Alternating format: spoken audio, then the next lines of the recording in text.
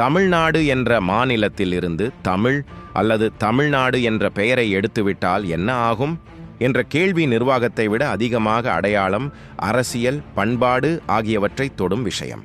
இதை கொஞ்சம் தெளிவாக பார்ப்போம். 1. நிர்வாக ரீதியாக பெயர் மாறினாலும் மாநிலம் இயங்குவது நிற்காது.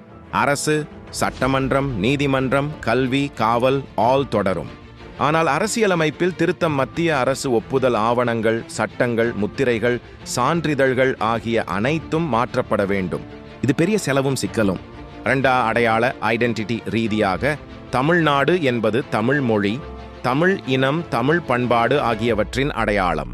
அந்த பெயரை எடுத்தால் தமிழ் மக்களின் தனித்துவ அடையாளம் மங்கும் என்ற உணர்வு உருவாகும். பலருக்கு அது மரியாதை இழப்பாகவும் வரலாற்று துண்டிப்பாகவும் தோன்றும்.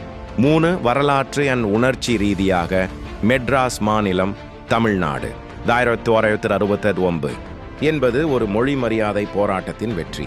அந்த பெயரை மாற்றுவது அந்த போராட்டங்களையும் தியாகங்களையும் மறப்பது போல் கருதப்படும். 4. அரசியல் விளைவுகள் பெரும் மக்கள் எதிர்ப்பு போராட்டங்கள் உருவாகலாம். மொழி, இன உரிமை குறித்து அரசியல் பதற்றம் அதிகரிக்கும். தேசிய அளவிலும் விவாதம் எழும். உண்மையில் என்ன ஆகும்? சுருக்கமாக, மாநிலம் அழியாது. ஆனால் தமிழ் அடையாளம் பாதிக்கப்படும். சமூக ஒற்றுமை குலையலாம்.